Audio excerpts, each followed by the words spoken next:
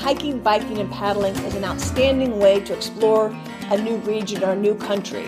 And that's what we're doing today. We're going to Austria, the land of the sound of music and Mozart, beautiful Alps, cute little villages and great historical, centuries-old architecture. And we get to see it in a super fun, multi-activity way. But it's not hardcore.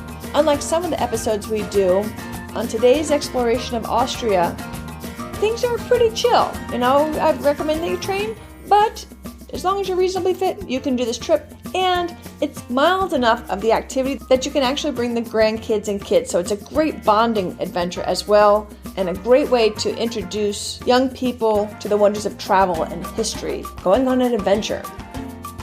So today we're heading to Austria. I can't wait to share it with you, so let's get started.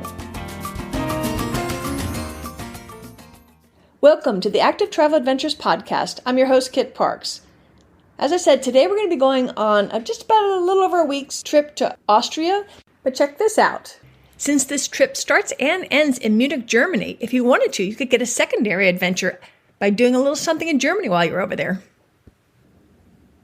So I've asked Brian to come on the show to tell us about his multi-activity tour with Austin Adventures, which is now merged with Active Adventures, my longtime affiliate you've heard many times in the past.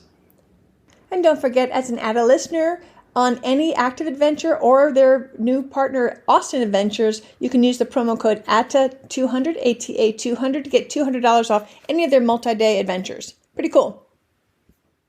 I've asked Brian to come on the show to tell us about his Austrian adventure, but before we get started, Brian, could you tell us a little about who is Brian? How old are you, and how did you get into all this adventure travel? Yeah, sure. I'm 49 years old, married with 3 kids, all teenagers. And we started our adventure travel, I would say, about 10 years ago or so. The first trip we did with Austin Adventures was Yellowstone National Park. And at that time, my current 18-year-old was, I believe, 7 years old on that trip. And so we went, it was my wife and I and the 2 older kids. My youngest child at that time was still a baby. So the 7-year-old and 5-year-old and my wife and I went to Yellowstone. And since that time, we have done 7 or 8 trips with Austin Adventures.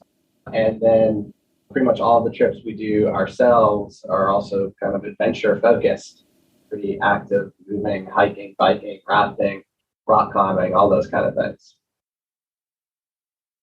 What a cool thing to introduce your children to. I didn't discover it until my 50s. And when you mentioned Austin Adventures, my audience is familiar with one of my affiliates, Active Adventures, but they merged with Austin Adventures last year. So you're actually our first interview with somebody that's gone with the Austin Adventures family. So we'll be interested to hear more about that. And Austin does tend to skew more family-oriented, and that's what you've done as well. Let me rephrase that. Austin Adventures will break out their tours as either family or adult only, so you can choose the trip that is best for your particular situation. Yeah, every trip we have done with Austin Adventures has been the family trip, except for one that my wife and I did ourselves. But every other trip has been in their family category with our kids. So out of all the trips, and they go all over the world, why Austria? What made you pick this trip? So I think our trips that we like the most tend to be, I would say, mountain-based, as opposed to a kind of beach, water-based trip. Although we have taken some adventure trips to kind of more tropical locations. But I think what our family tends to like most are the mountains. And we were looking at a European trip, but we've been looking at it before COVID hit. And it was the Austrian trip, which was, I think, because of a combination of the setting, the Austrian Alps were beautiful, combined with the activities that were there, which was whitewater rafting, we went hiking, we went biking, and it was kind of all of those things was sort of right what we were looking for. So let's drill down a little bit more on the trip itself to give people an idea. And I do like that this is a multi-activity trip. And you're not starting in Austria, you're actually starting in Munich, right? Right. We got picked up in Munich and immediately drove into Austria, where we had lunch and then started the first bike ride right after lunch. And that sounds really cool too. You're in a valley, but you're surrounded by glaciers and Alps. Tell us about that. Yeah, it was pretty incredible. It was on generally a bike path. There was parts of it that was on the road and parts that was kind of still a bike path that some cars had access to. But generally you're in a bike path, just kind of biking through the valley and Alps on all sides around you, kind of snow-capped. We were there in the summer and it was snow-capped mountains off in the distance, just really beautiful small towns as you'd expect kind of in the Austrian Alps. But it's, even though you're doing between 7 and 14 miles, it was relatively flat. You're just surrounded by the mountains. You don't have to be like a hardcore biker. Correct. Yeah, it was not difficult at all in terms of the biking. And again, my kids are a little bit older. They're teenagers at 18, 16, and 14, but all of them had no problem doing the bike. It was not uphill mountain biking. This was really a level, flat trail, paved bike trail from the lunch spot all the way into the first town. So it's more like a scenic pleasure ride. Exactly. Gotcha. So then what'd you do? Yeah, so we had lunch, did the bike ride, and we biked from the lunch spot into kind of the first town that we came to where we took a break. There was some alpine sledding that all of us got to do. The kids got to do several times. And then a short sort of side bike trip to a really cool kind of waterfall in a gorge that was really neat to kind of look at the waterfall. And there's steps up the waterfall, kind of up the side of it to get a great view of the waterfall. Hike back down and then continued the bike all the way into kind of the first town that we stayed in, which I believe is pronounced Zelensee. Well, that sounds like a nice start to the trip. So how about the next day? What anything else exciting about that day? Well, we got to the hotel in Zelensee, and it was just kind of a beautiful hotel right on a lake with great views. Everyone had balconies overlooking the lake, a chance to relax, get some dinner, and then head to bed for day two. Good. And so what was day two like? What'd y'all do? Yeah, so day two was one of the highlights of the trip, I think, for us. And what we had done is we took a cable car up a mountain, which was essentially ultimately a ski mountain. And the cable cars normally the winners use for skiing. We took the cable car up to the top of the mountain, and at the top of the mountains, we didn't have to hike up the mountain, but we hiked on the mountain with kind of two stops along the way, one for drinks and another for lunch, and then finished up the hike back at the top of the mountain where the cable car picks you up. And at that point, you had an option of either taking the cable car back down the mountain or gliding down. And so two of my children and I paraglided down. My wife and the third child took the cable car down. But the paragliding was, I think, one of the highlights of the trip and probably the one thing that really stood out for the two kids that did that. Very cool. Yeah. And we have photos. We have a lot of your photos that I'll put on the website, of course. And yeah, I've not done that. I think I'd like to try it. Is it scary? It was not, for me, it was not scary. It seems like it would be, but you are hooked in, attached to a pilot, and you're really just kind of standing on the side of the mountain, and you start kind of running downhill. I'd say off the mountain, but it's not like a drop off the mountain. You're kind of running downhill, and then the wind catches you, and next thing you know, you're floating up in the air. It is not like skydiving. I kind of thought it would be a little bit like that, but there's no free fall at all. You just kind of float up, and then your pilot's controlling you, and you're flying above the Alps, which was just an incredible experience. And it was probably about a 30-minute ride or so down the mountain. We hung up in the air for a while and kind of went in a few different spots to get different views, and then headed down to the landing spots where we landed, and then we're just taken back to the hotel. Cool. So that the ride is longer than I would have thought. And did you feel like the pilot was always in good control? Like he or she knew exactly how to make that thing do what you wanted it to do? Yes. Okay. The pilot definitely knew and was in control of everything. The pilots, and obviously each of us had our own pilot. It's all just two people per paraglider.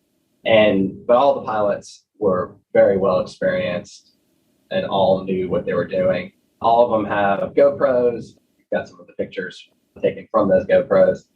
And it was just a really neat experience. I've never done anything like that before. And like I said, it was probably one of the highlights of the trip.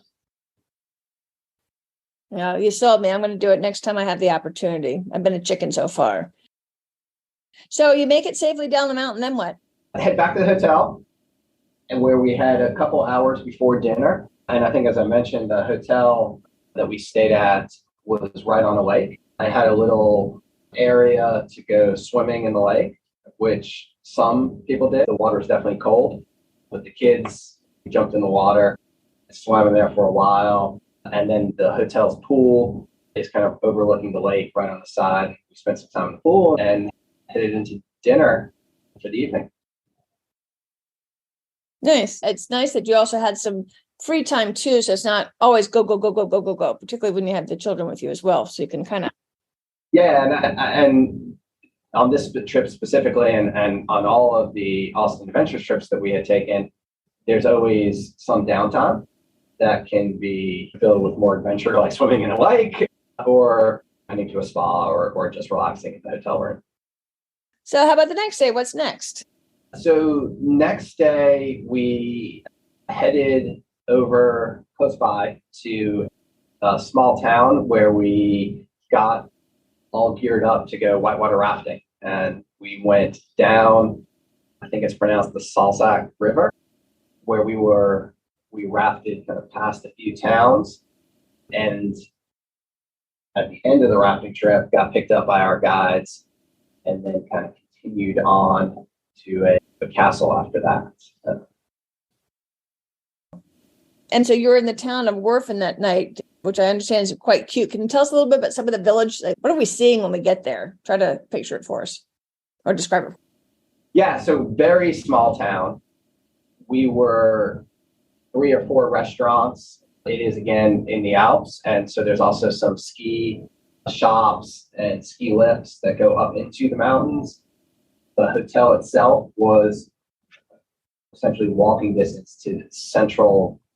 I even hesitate to use the word downtown because it's such a small, quaint town, maybe village, right? To the center of the village where there's 3 or 4 restaurants and a few shops and just majestic views of the mountains from wherever you are in that town. And do you have any idea about what elevation you were? Are you up high? You know, when I think of Alps, I think of tall. Right.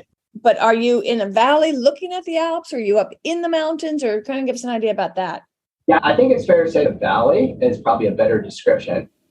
All of the towns that we kind of went through, whether on bike or in our transportation, whether it be whitewater rafting or the van, were at the base of the mountains. So these towns are all ski towns in the winter. All of them have ski lifts right from the central town up to the top of the mountains. So I think it's fair to say we were probably in the valley. I don't know what our elevation was at the time, although even though it was the valley, I suspect we were pretty high up in the Alps.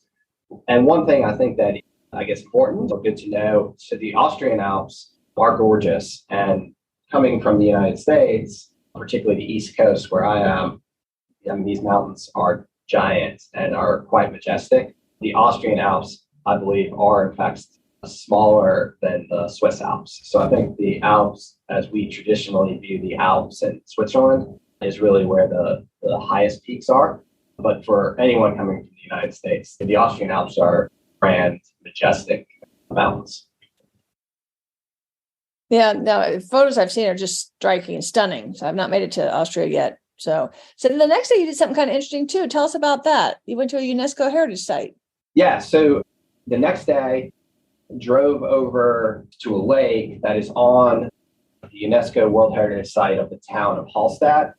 And we were on the other side of the lake from the town where we picked up kayaks and kayaked across the lake to the town of Hallstatt, which is a really cool small town, another small town, village, whatever you want to call it. This one is kind of built into the side of the mountain. So you have stuff right on the water, restaurants, shops, and houses right on the water. And then they kind of built up into the mountain. The mountain comes right up to the water. And so there's houses and shops and restaurants and whatnot up into mountains. So we kayaked across the lake to the town of Hallstatt and then headed back over to the other side, where we then got picked up and drove into the town of Hallstatt, where we spent the afternoon in Hallstatt and also explored one of the salt mines that is in the town of Hallstatt. Yeah, I saw something in the notes too about you slide down a wooded slide like a miner. What's all that about?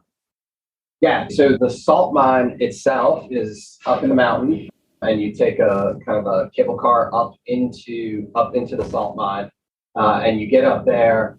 They've got essentially pants and jacket or shirt, I guess you'd say, to kind of put on over your clothes, and then you actually enter into the mine. And when you go into the mine, there's a bunch of different rooms that are taking you on a tour through the mine, and there are two spots where you get further into the mine. And in order to do that, there are these wooden slides that go down deeper into the mountain. And it really is a slide, which is why they're giving you, I think, the clothes to put on, where you're really just sort of sitting down there and sliding down into another room of the mine, which is the same way the miners, when it was an active mine, the same way the miners would access the various levels of the mine. So you kind of slide down there. There's a bunch of things to explore in the mines. There's a tour guide taking you through the mines.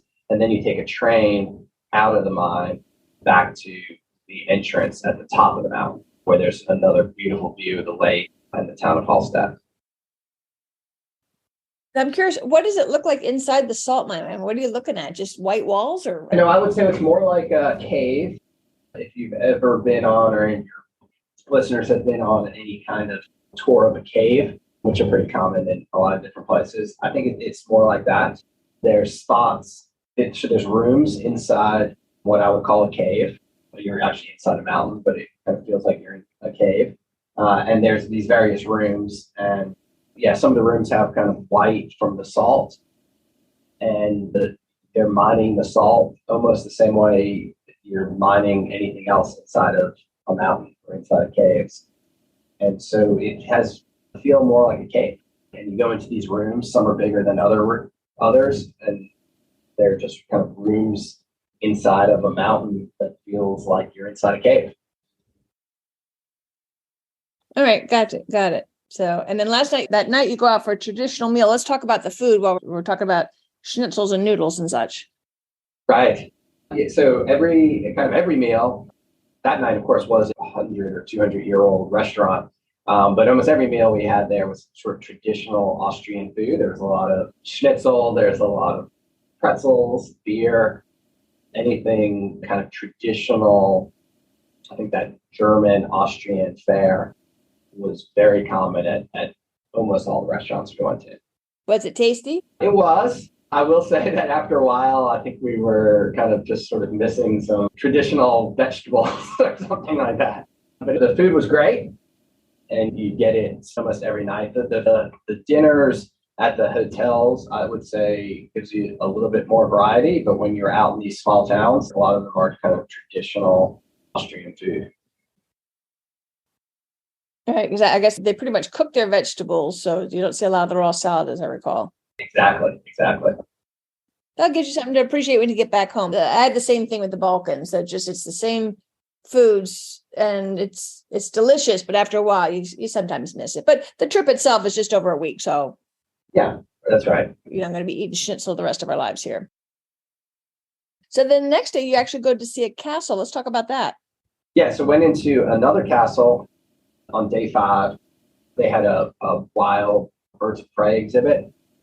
And so it's falcons and similar birds of prey. And they have them kind of trained to go kind of flying through the crowd up above and kind of display the speed and abilities of some of those birds of prey. and where you're just you're sitting in I guess you call it a courtyard of the castle, and the birds are sent out, kind of fly above, down, through the crowd. A pretty good view of that and a pretty good experience. And then there's a tour of the castle itself, which was really neat. It's one of those things, a lot of European cities have it that we don't have in the United States, but you have these castles that date back hundreds and hundreds of years before the United States was even founded. And so you just don't have those kind of buildings and those kind of experiences in the United States. But this was a castle kind of up on a mountain that was used for defense, and got a tour of the castle and up into the top of the castle. So it was a good experience to kind of see that building. Yeah, it looks like you've had kind of a nice mix of the activity plus the culture. So it's a very well blended tour. I think that's right. Yeah, it does. They do a really good job of, just kind of the fun, physical adventures, as well as experiencing the food and culture of another culture. Cool. Then it sounds like you were riding, I assume, on a bike down the Salzburg River again, or are you on a boat? We did. That was our second or third bike ride at that time, where we did, again, bike down the river towards the town of Salzburg, where we spent the last few days. And that's a great city too. Yeah, it is. It is. So let's talk about, so you're in Salzburg, which is historic, Mozart, all that. Tell us about what you saw and did, and how much are you doing on your own? Do you have free time? Are you taking a guided tour? Or tell us about your whole Salzburg experience. Sure. So first thing we did is we biked into Salzburg, and that bike ride started at a garden house, and we started over there where they have parts of Sound of Music experience, right? So Salzburg is really known for two things, as you had indicated, Kit: Mozart, as well as the Sound of Music, kind of being based in Salzburg. So we started at this property where the gazebo, where I think a few of my favorite things was sung, is there at that property. And so we kind of started over there and then biked along parks, and it was sort of this tree-lined bike path leading into the city of Salzburg. And so it was kind of quiet. We passed a few more Sound of Music landmarks along the way. And then we got into Salzburg and headed to the hotel, spent the night in Salzburg. The next day started in the morning with a walking tour of Salzburg, which I think focused on a lot of the Sound of Music and Mozart of the town, of the city. And got a couple hours of a walking tour through Salzburg, and then we finished up. And when that finished, we had lunch, and the afternoon was on our own. And so we were kind of free to explore Salzburg on our own. Our family did a science museum in Salzburg, which was a really cool kind of hands-on museum that we had gone to, and then kind of caught back up for dinner, which was our final dinner on the trip. Like the big farewell with the whole group? The whole group farewell dinner, yes. Were you there private with just your family, or were you with other people? We were not. It was the five of us. There was another family of four, and then there was a family of three. That was a grandmother, grandfather, and their grandfather. And this would be an excellent trip for grandparents to take their grandkids on, it sounds like. It is. I think a lot of Austrian Adventures trips, and this one particularly, are really good multi-generational travel trips. Did you, and Salzburg's, it's a great city, just from the research I did on it and the photos, and it's got gobs of museums. In fact, on the website, I'll put a list of some of the other options you can do. Did you stay afterwards or go back to Munich with the group? So we went back to Munich. We were the only family going back to Munich. So it was just the five of us and one of the guides that took us back to Munich. And one of the families continued in Austria and then into Switzerland, and the other family stayed in Austria during it. Yeah, that's one thing I like about this trip too, because you can actually get a couple different quote unquote trips out of it. If you tack on a few either beginning days in Munich, stay in Salzburg afterwards. And like I said, everything's so close. You could really make a really fun European trip out of that by expanding a couple of days either way on that. Yeah, and every trip that we have taken with Austin Adventures, we've done that either before or after the trip. We've always tacked on a few days. This one was actually before the trip. We actually started in London. My daughter was already in London on a school-related trip. So we picked her up. We just spent one day in London.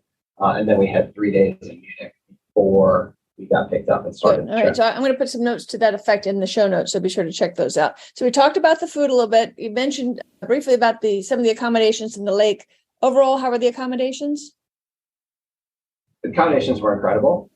We had 3 different hotels that we stayed in. The first one, as I indicated, was right on a lake with balconies overlooking the lake, the mountains in the distance, which was gorgeous. The second one was that really small village where we stayed. Again, we had great rooms with views of mountains, and you could just walk into the village.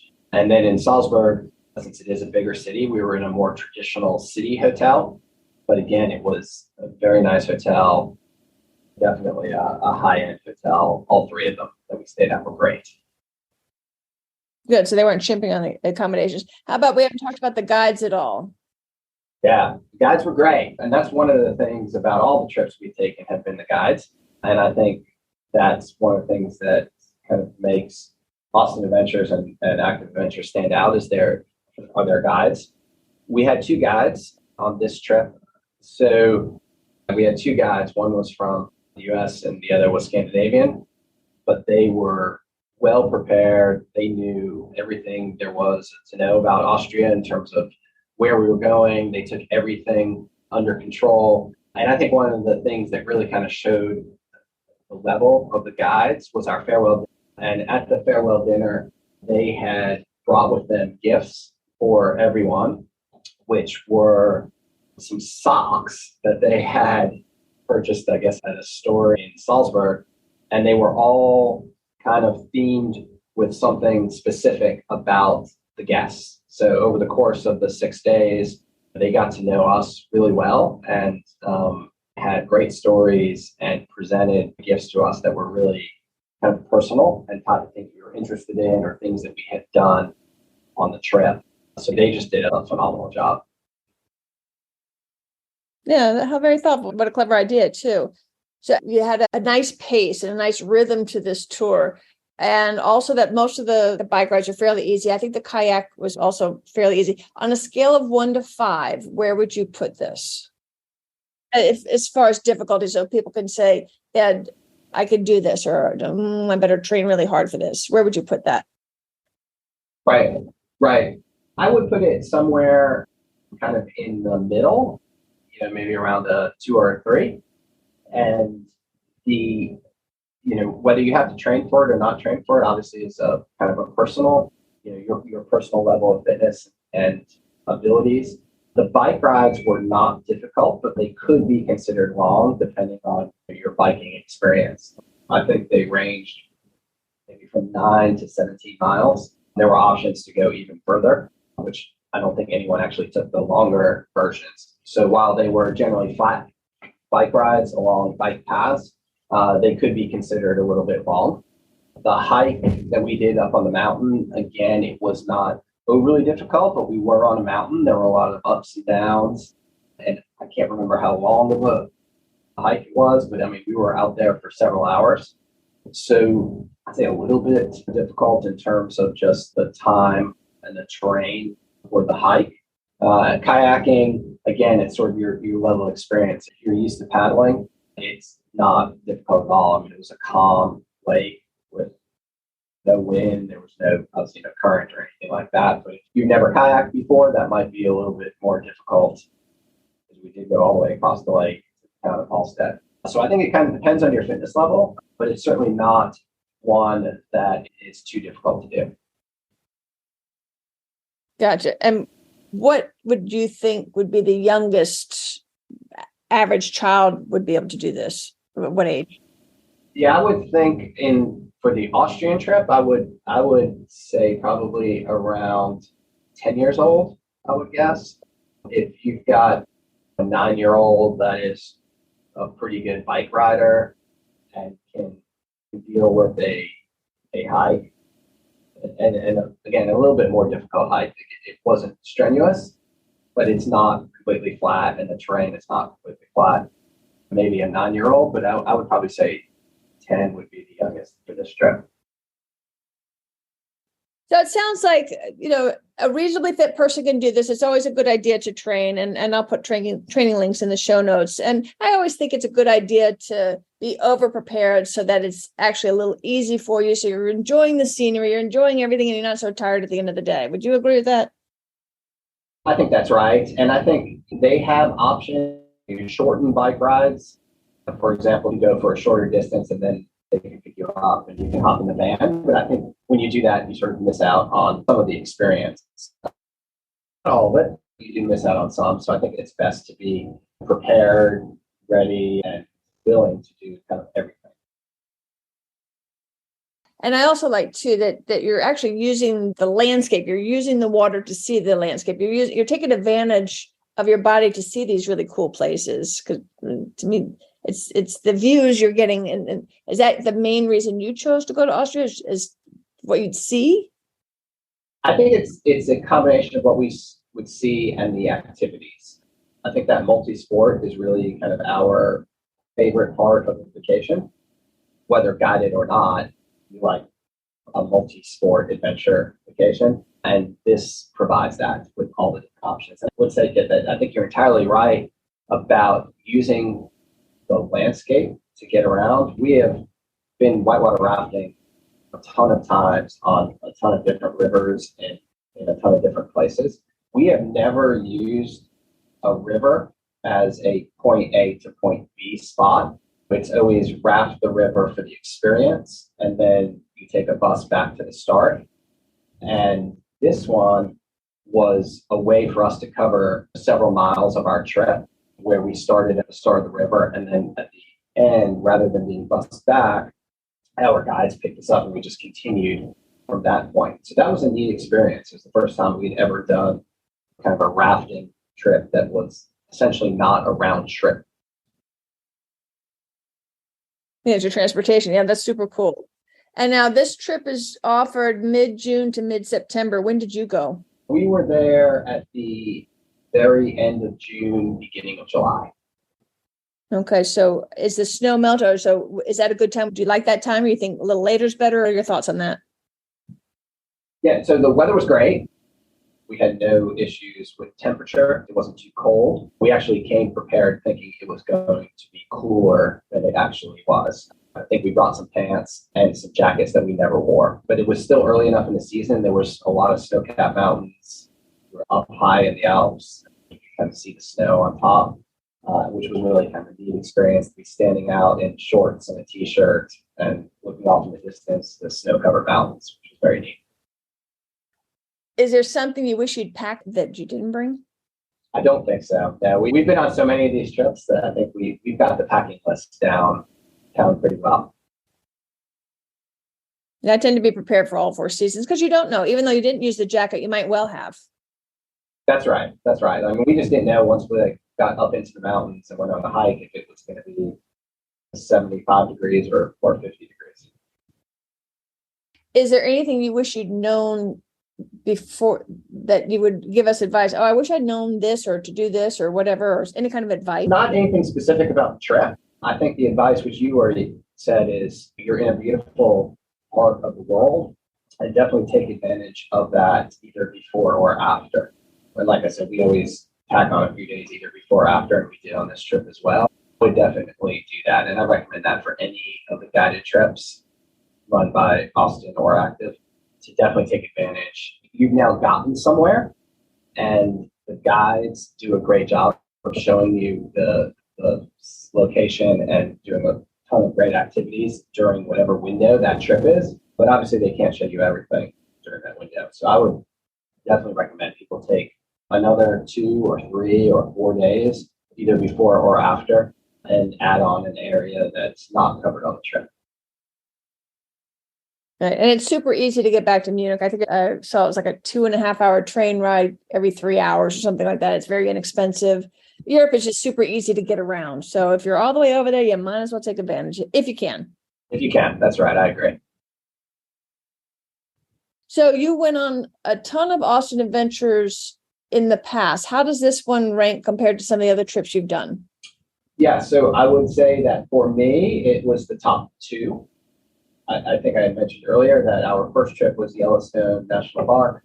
We've done Yellowstone, we've done the Canadian Rockies, Alaska, South Dakota, Ireland, Supai Falls, and I may be forgetting another one in there that we've done with Austin. My two favorites was the Austria trip and Alaska. And so I think it ranks up there in the top two. My wife's favorite trip is still our very first trip we ever took, which was the Yellowstone. And that's Austin, especially. That's their backyard. So you shouldn't go with anybody else but Austin to Yellowstone for sure. And where'd you go in Alaska? It was Ford's. And again, that was an Austria trip, and it was all on the Kenai Peninsula. So I think it was 6 or 7 days up in Alaska. And again, that one also biking and hiking, and I'm trying to remember if we went whitewater rafting in that one. But again, it was another multi-sport trip. I'll put links to all that in the show notes. So where to next, Brian? Anything planned? So we've not planned our next trip. My oldest son, who has been on all these trips with us, he's 18. He's now started college. And so we are trying to sort of figure out our summer 23 plans and what his plans might be for college. So we don't have anything planned yet. One of our to-dos at some point in the future is the Galapagos Island. And so we've kind of been eyeing that one as well. But no, we have not planned anything yet for next summer. Be sure to check out the episode that we did in the Galapagos, and I'll link to that as well. Brian, any final thoughts before I let you go? I guess the only thing I would add is, we've been on so many trips with Austin Adventures. This is the first trip we've been on since Austin and Active merged, and every single one has been great. And the folks, we dealt with a lot of the folks at Active Adventures in planning this trip and booking this trip, and they've been great as well. And we just can't speak highly enough of both Austin and Active, and now them together as one group. Yeah, now and together too, they go the whole world now. I mean, it's everywhere. So I really appreciate you coming on the show, Brian, and please let us know what you decide, and maybe we'll get you back on the program. Great. Thank you so much, Kit. All right. Thanks, Brian. All right. Goodbye. I hope you've enjoyed today's tour of Austria, where we hiked, we biked, we rafted, we kayaked. What a great way to see a country. Boy, it's been 5 years since I covered Austria. We biked from Passau to Vienna, so I'll put a link to that in the show notes as well. Today's trip to Austria not only is a great way to see Europe, but also if you're kind of deciding whether or not I should get into adventure travel at all, this would be an outstanding trip to experiment with, to see if you like it, because you've got the mix of regular touring and culture combined with fun, but not overly hard adventure. Don't forget, you can use the promo code ATA200, take $200 off any multi-day adventure tour with either Active Adventures or their partner, Austin Adventures. There's links in the show notes, of course, as well as on the website, activetraveladventures.com. You've signed up for the newsletter, right? I only send it out once a month, usually on the first or second Thursday of the month. I don't spam you, and it's just our way to communicate back and forth. So I hope you'll sign up. You can reach me at kit@activetraveladventures.com and ask me to put it on. Go to the website and click on the newsletter and sign up there, and we'll get you on the list. It'll give you access to all of the travel planners and downloads I've ever put together for the program, which I think are very helpful because they've got all these great links to help you plan your next great adventure. Thanks for listening. Until next time, this is Kit Parks. Adventure on!